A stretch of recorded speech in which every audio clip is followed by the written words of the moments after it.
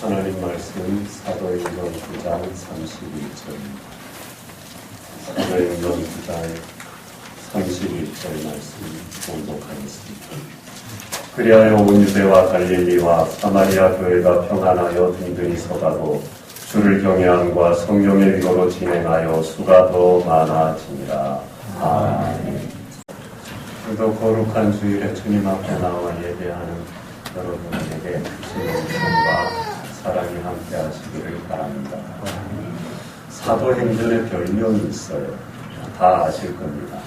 성령행전이라고 하죠. 사도행전 1장 8절에 보면은 오직 성령이 너희에게 임하시면 너희가 권능을 받고 예루살렘과 온 유대와 사마리아와 땅끝까지 이르러 내 증인이 되리라.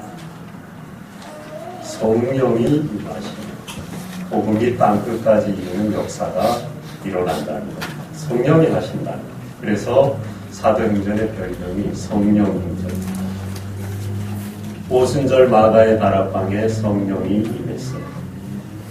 그리고 나서 얼마 안 있어 서로 아낌없이 자기의 것을 소유를 팔아 나누어 쓰는 초대 신앙 공동체, 사랑의 공동체가 형성됩니다. 그리고 성전 이문에 걷지 못하는 사람이 예수의 이름으로 일어나 걷게 됩니다. 힘을 얻은 사도들이 예수님의 부활을 증거하고 복음을 전합니다. 그러자 예수님을 메시아로 인정하지 않고 오실 메시아를 기다리는 유대인들이 그 복음을 전하는 사도들을 박해하기 시작합니다.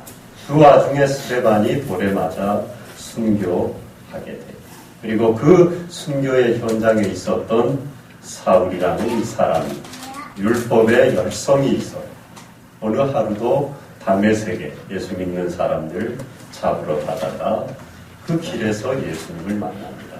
사울아 사울아 내가 어찌 하여 나를 박해하느냐. 주여 누구십니까? 내가 박해하는 예수다. 주님을 만났어요. 빛이 비쳐 눈이 멀고 주님의 음성을 듣고 회심합니다. 내가 부정하고 그를 메시아로 믿는 사람들을 잡아 죽였던 예수 그리스도가 그 복음이 진짜였구나. 회심해. 그리고 바로 즉시로 담대하게 그 복음을 전하게 됩니다. 우리가 못 박아 죽인 나사렛 예수가 하나님의 아들 인류의 구원자 메시아였다. 이 복음을 전하는 것입니다. 그러니까 유대인들이 화가 났어요. 예수 믿는 사람 잡는 일에 열성이었더니 사울이 변하여 복음 전도자가 됐다는 얘기를 들었는데 그것도 모자라서 복음을 전하고 돌아다니는 것. 잡아 죽여야 되겠다. 유대인들이 들고 일어났습니다. 모의합니다. 도중에서 만나서 죽이자 하고 작전을 다 짭니다. 이걸 알게 된 바울이 피신하여 고향인 다소로 갑니다. 이런 와중에 오늘 우리가 읽은 31절 말씀이 나오는 것. 그리하여 온 유대와 갈릴리와 사마리아 교회가 평안하여 든든히 서가고 주를 경외함과 성령의 위로로 진행하여 수가 더 많아지니라. 성령의 위로로 평안하여 든든히 서가고 수가 더 많아졌다는 것. 이태리의 사회학자인 인트로비네라는 사람이 2012년에 낸 통계가 있는데 1년에 약 10만 5천 명의 그리스도인이, 기독교인이 예수를 믿는다는 이유로 죽어가고 있다는 것. 엄청난 숫자예요. 이런 시대에 우리가 살아가고 있어요. 참으로 위로가 필요한 시대이죠. 위로받을 것이 없는 겁니다. 주님의 위로, 성령의 위로가 필요한 거예요. 예레미야 31장 15절에 여호와께서 이와 같이 말씀하시니라. 라마에서 슬퍼하며 통곡하는 소리가 들리니 라헬이 그 자식 때문에 애곡하는 것이라. 그가 자식이 없어져서 위로받기를 거절하는도다. 자식이 없어졌다는 겁니다. 비유한 거예요. 라헬이 실제로 자식을 잃었거든요. 그런 엄마의 어미의 심정을 지금 얘기하고 그 아픔과 슬픔 감당할 길이 없는 절망을 얘기하고 있는 거예요. 이스라엘 상황이 그랬다는 겁니다. 앞날이 없고 포로되어 잡혀가고 나라가 망한 상황이 되었다는 거예요. 도대체 위로받을 길이 없다는 거예요. 위로받기를 거절하는도다. 여러분, 너무 슬프고 아프면은 아무 소리도 위로가 안 되죠. 여러분도 그래서 장례식장에 유족들 위로할 때 말을 잘 안 하잖아요. 목사도 마찬가지입니다. 물론 호상에 연세가 지긋하셔서 백수를 누리고 건강하게 돌아가신 분은 위로하기가 참 좋아요. 우리가 흔히 하는 말이죠. 천국 가셨잖아요. 참 위로가 됐고 서로 좋아요. 근데 갑자기 젊은 나이에 하나님의 부름을 받았거나 어떤 질병 고통으로 그랬을 경우에는 그 슬픔과 절망 가운데 있는 유족들을 도대체 뭐라고 위로할 길이 없어요. 그래서 그냥 바라보고 기도해 줄 뿐인 겁니다. 너무 슬프면, 절망이 너무 심하면 그 어떤 말도 위로가 되지 않습니다. 지금 이스라엘이 그런 상황이랍니다. 어미가 자식을 잃은 것처럼 위로받을 길이 없다는 거예요. 위로받기를 거절했다는 거예요. 다리 말이 하면 무슨 말입니까? 정말 위로가 필요하다는 거예요. 참된 위로가, 인간의 몇 마디 말로 위로할 수 없는 성령의 위로가, 하나님의 위로가, 참된 위로가 필요하다는 거예요. 죄의 짐을 지고 많은 상처를 안고 곤고함으로 살아가는 지친 영혼들이 참 많습니다. 이 시대에 그런 이들에게 주시는 위로가 필요하다는 것. 여러분에게 이 주님의 위로가, 성령의 위로가 함께 하시기를 바랍니다. 성령은 진리의 영이죠. 그리스도의 영입니다. 근데 오늘 말씀해 보니까 위로의 영입니다. 여기에 위로라고 번역된 헬라어가 파라클레시스예요. 이 파라클레시스라는 말은 말 그대로 위로한다는 의미를 갖고 있습니다. 그리고 또 의미가 있는데 그거는 인도하신다. 그리고 도우신다 하는 의미가 같이 있어요. 그냥 말로만 위로한다는 뜻이 아니에요. 인도하시고 도와주신다는 것까지 다 포함해서 위로한다. 위로의 영이라 그럽니다. 먼저 위로합니다. 격려합니다. 여러분 영화 가끔 보시죠. 좋은 책도 보시죠. 영화 보고 그런 책을 읽고 나면은 마지막 영화 엔딩 장면에 음악이 나올 때 자리를 두기가 어렵죠. 그 감동의 여운 때문에. 정말 감동스러운 책을 읽고 마지막 책장을 덮었을 때 책상 앞에 참 멍하니 앉아있죠. 바로 일어나기가 어려워요. 그 감동의 여운 때문입니다. 세상적인 것도 감동적인 영화도 우리에게 감동을 줘요. 그러나 여러분, 그것은 심리적인 위안일 뿐이에요. 거기에 능력은 없습니다.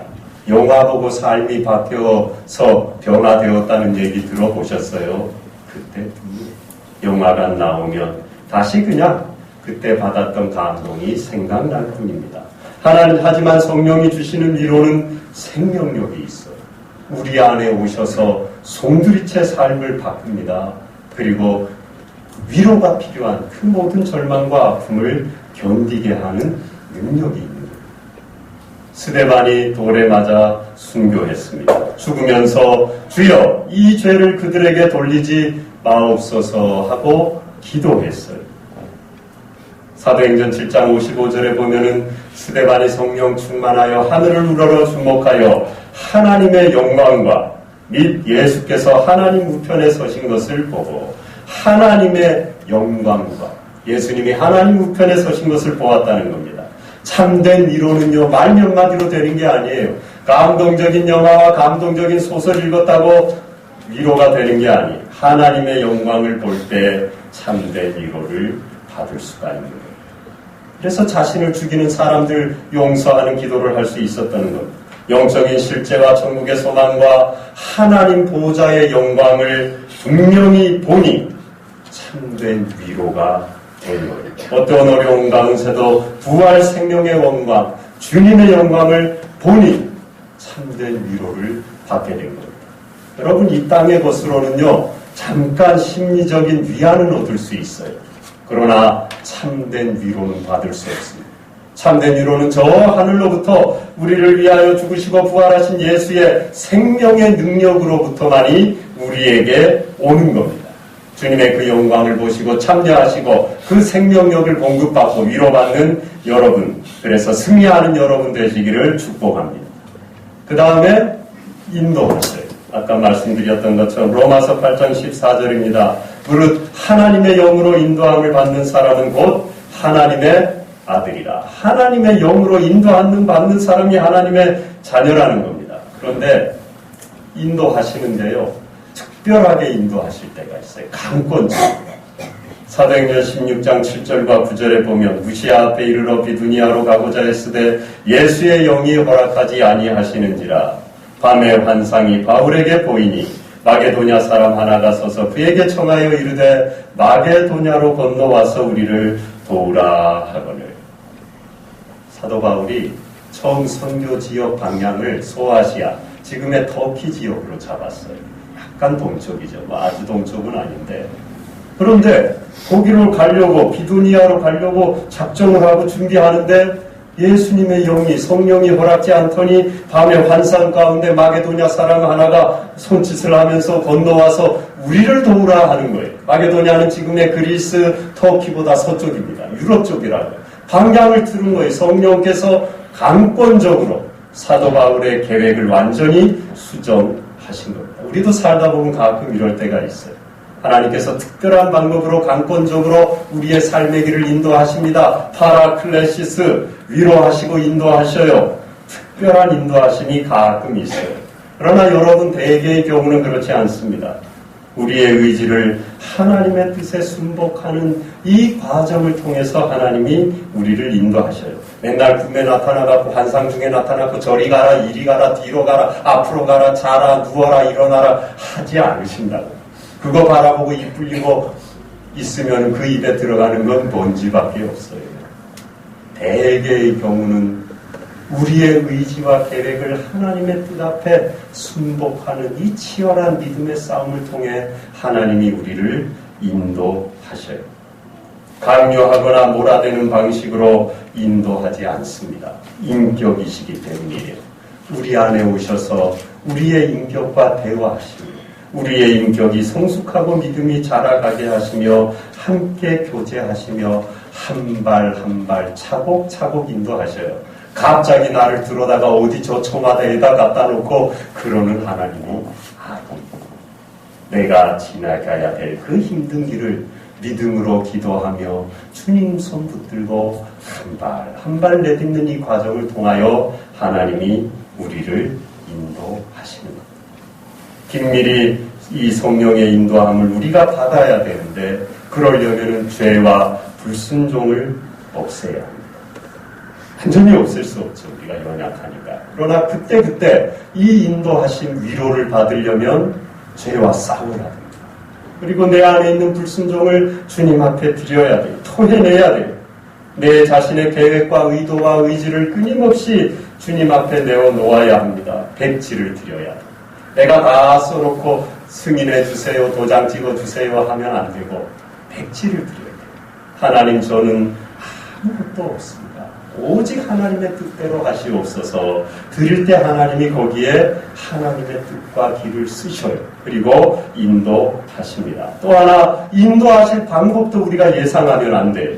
꿈으로 주실까, 말씀으로 주실까, 음성으로 주실까, 계시로 주실까, 그걸 예상하면 안 됩니다. 말씀으로도 주시고 음성으로도 주시고 환경으로 주시고 사람을 통해 주시고 하나님이 주시는 방법은 다양하고 그건 절대적인 하나님의 주권이에요.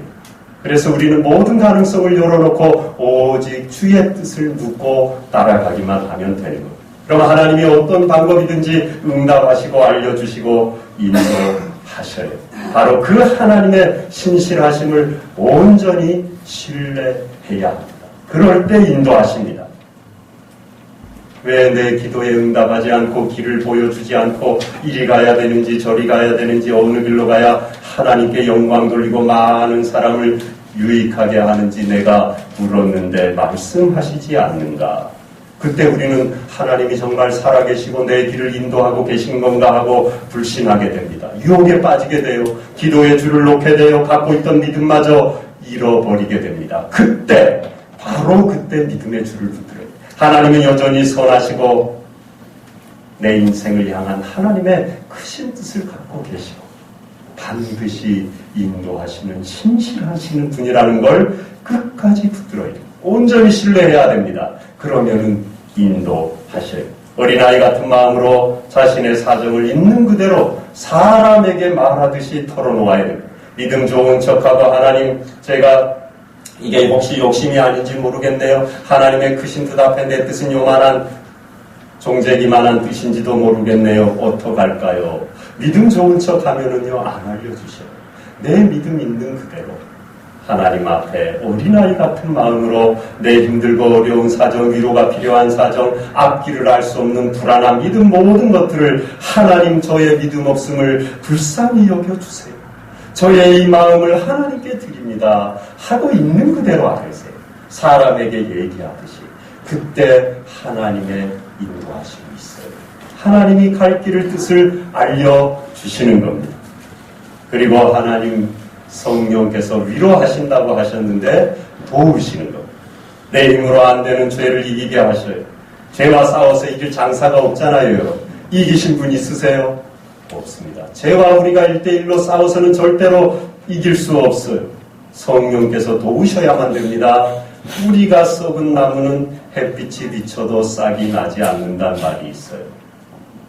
바로 이겁니다. 죄의 욕망의 뿌리가 완전히 성령의 불로 태워져서 죽어버리면 그 죄는 흥미도 나지 않고 관심도 없어져요. 뿌리, 우리 욕망에 죄 짓게 하는 이 뿌리를 태울 길은, 뿌리 뽑을 길은 성령밖에 없어요. 성령은 불이셔서 태우는 겁니다. 그러면 욕망의 뿌리가 죽어져 없어졌으니까 송두리째 어디 가버렸으니까 죄 지을 생각도 안 나는 거예요. 흥미와 관심이 사라지는 겁니다.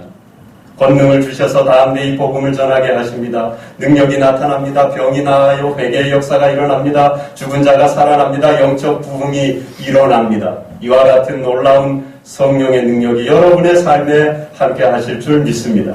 그리고 각양 은사가 임합니다. 방언, 예언, 병 고치는 은사, 섬기는 은사, 권면하고 가르치고 다스리는 은사들이 일어나요. 그리고 이런 은사를 받아서 봉사하고 복음을 전하는 능력 있는 삶을 살게 하시는 겁니다. 그리고 성령은 어떻게 우리를 도우시느냐? 하나님의 사랑에서 그 무엇으로도 끊어지지 않게 하셔요. 어떻게 하든지 이 세상은 마귀는 우리가 하나님의 사랑에서 떨어져 나가게 만들거든요. 성령은 우리 안에 오셔서요. 계속 말씀하십니다. 하나님은 당신을 붙들고 계신다. 놓지 않으신다. 사랑하신다. 지구 끝까지 영원까지 사랑하신다. 십자가의 구속의 은혜는 영원히 변함이 없고 포기함이 없다. 낙심하지 마라. 포기하지 마라. 믿음 다 잃어버렸느냐? 괜찮다. 성령께서 다시 부릴 듯 일어나게 하실 거다. 믿음의 자리로, 예배의 자리로, 사랑의 자리로 나오라. 우리 안에서 계속 말씀하셔요. 도와주십니다. 하나님의 사랑을 회복하게 해주십니다. 그리고 그 사랑 까닭에 박해를 견디게 하십니다. 오늘 초대교회 사도들과 성도들이 수많은 박해를 돌에 맞아 죽는 이 어려움을 사도 바울은 너무 급해갖고 성벽에 광주리로 달아내렸어요. 유대인들이 밤에 쳐들어와서 잡아가서 돌에 쳐 죽일까봐 몰래 성벽에 광주리를 달아내서 고향 다소로 도망갔어요. 이 위급한 박해의 상황에 그들을 돕고 믿음을 지키게 하신 단 하나, 바로 성령의 위로를 진행한 겁니다. 도와주신 겁니다. 어려운 중에도 위로하시고 인도하시고 도우시는 성령의 위로로 초대교회 교회의 성도들과 교회가 평안하여 든든히 서가고 수가 많아진 줄로 믿습니다. 이 성령의 위로 인도 도우심으로 여러분의 가정, 우리 교회 한 해 동안 위로가 충만하고 진행하고 수가 많아지고 평안에 든든히 서가는 축복이 넘치시기를 바랍니다. 성령은 권능이죠. 에너지죠. 듀나미스, 다이나마이트죠. 능력이 나타납니다. 예수의 이름으로 일어나 걷게 됩니다. 죽은 자가 살아나게 돼요. 손수건만 만져도 병이 벌떡벌떡 나아요. 그림자만 밟아도 병이 나아요. 그러나 성령은 동시에 인격입니다. 우리 마음 안에 교하시며 교제하기 원하시는 거예요. 능력만이 아니에요. 그래서 우리 안에서 우리의 인격이 통합되게 하시고 우리의 분열된 자아가 평안하게 만들어 주십니다. 평안하여 든든히 서가게 하시는 겁니다. 든든하게 하셔요. 어디 가서도 자신감이 있게 하십니다. 자존감이 있게 하셔요. 내가 하나님의 아들, 딸, 자녀인 까닭으로 당당하게 하시는 겁니다. 내 인격이, 자아가 하나가 되게 하셔요. 그 길은 딱 하나입니다, 여러분. 책 본다고 공부한다고 자아에 대해서 현미경 갖다 놓고 연구한다고 되는 게 아니에요. 내 마음을 열어서 본다고 되는 게 아닙니다. 주님의 사랑과 위로가 우리에게 있을 때 자아는 편안하게 되지. 건강한 자아가 되는 걸 여러분 어린아이들 보시면 알아요. 엄마 없어 보십시오. 벌써 눈동자가 흔들립니다. 눈이 불안해갖고 어쩔 줄은 몰라요. 어쩔 줄을 모릅니다. 그러나 따뜻한 엄마의 품에 안겨보세요. 아버지의 굵직한 소리를 들어보셔요. 평안. 투정 부리고 짜증내고 말썽 부리던 아이들도요. 잠잠해집니다. 주님의 사랑이 우리에게 있을 때 우리가 이와 같이 됩니다.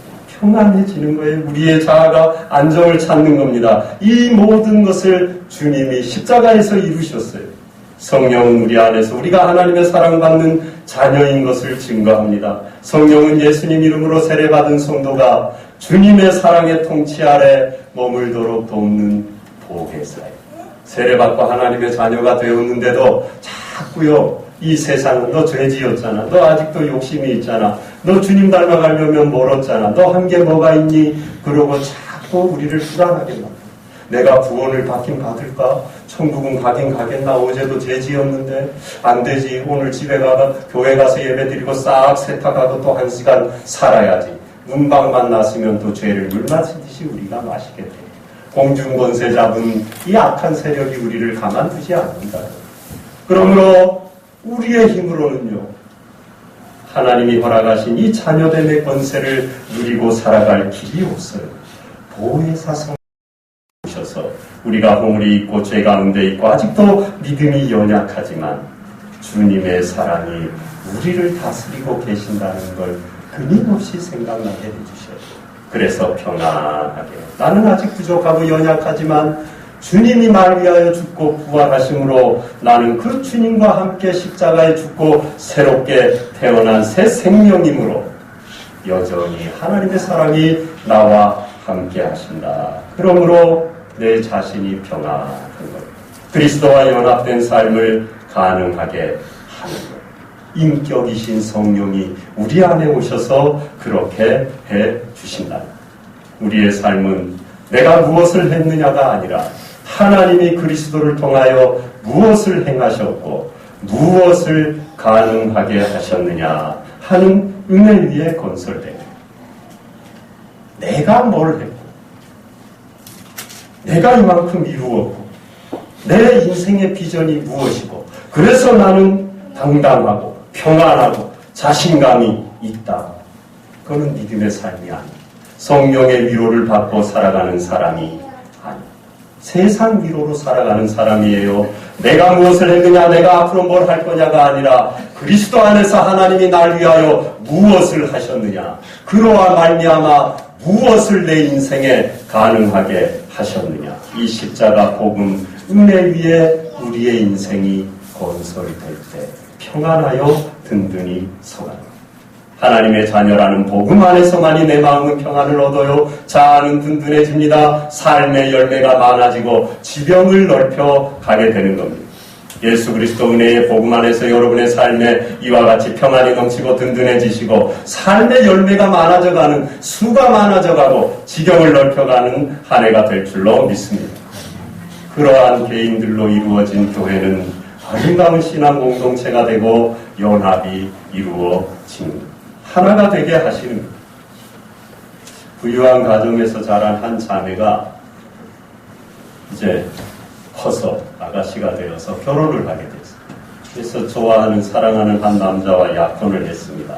근데 결혼 일주일 전에 열병이 들은 거예요. 병은 나았는데 얼굴이 얼거서 곰보가 돼버렸어요. 파혼을 했습니다. 그리고 얼마 후에 이 자매의 친한 친구가 그 남자랑 약혼을 하고 결혼을 했어요. 아니 멀리 모르는 사람과 해도 지금 속이 쓰릴 판인데 같이 자란 친한 여자 친구와 자기와 파혼한 그 남자가 결혼을 해버립니다. 배신감에 치를 떨며 인생의 절망 가운데 자살을 결심합니다. 그리고 어느 날 저녁에 어둑해지자 강가로 가요.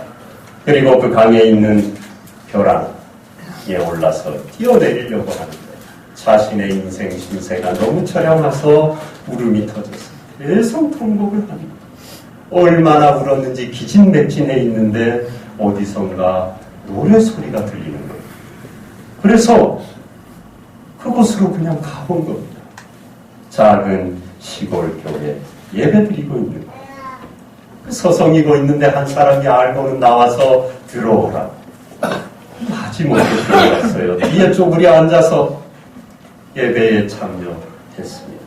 목사님의 설교 가운데 깨어지고 망가진 인생도 예수 믿으면 새로운 소망을 얻는다. 그 말씀을 듣게 되었습니다. 그리고 소망을 얻게 되고 결심을 하게 되었습니다. 그리고 그 자리에서 뜨거운 성령을 체험했습니다. 인생의 꿈이 생겼습니다. 내게 새 소망, 삶의 의미를 주신 그분을 위해 살아야 되겠다. 신학교를 들어갔습니다. 졸업하고 전도사가 되었습니다. 전도하고 기도하고 구제하는 일에 전념합니다. 부잣집이었으니까 자기에게 물려줄 유산까지 다 그 일에 불쌍한 이웃들 돕고 나누는 구제하는 일에 사용했습니다. 성도들 사이에 언제부턴가 이런 소리가 들려옵니다. 우리 전도사님 얼굴이 꼭 예수님 얼굴 같지 않아요?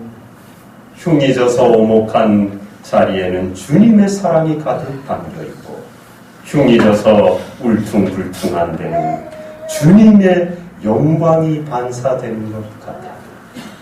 나도 전도사님처럼 예수님 사람 닮은 사람이 되고 싶어요. 성도들 사이에 그런 소리가 들리고 인격이신 성령을 마음에 모시니 위로가 됩니다. 세상 그 어디에도 위로받을 길이 없었는데 주님의 영광을 보니까 배신감으로 인한 상처와 절망이 다 덮어진 거예요. 다 치유된 겁니다. 주님의 영광 앞에 내 상처와 절망은 아무것도 아닌 거예요. 그 영광이 너무 좋은 거예요. 이까지 인생의 잠깐 배신감 상처 그까지 거는 아무것도 그냥 던져버리면 되는 거예요. 내 앞에 놓인 저 하늘나라의 소망과 영광이 너무 귀한 거예요. 덮어진 거예요.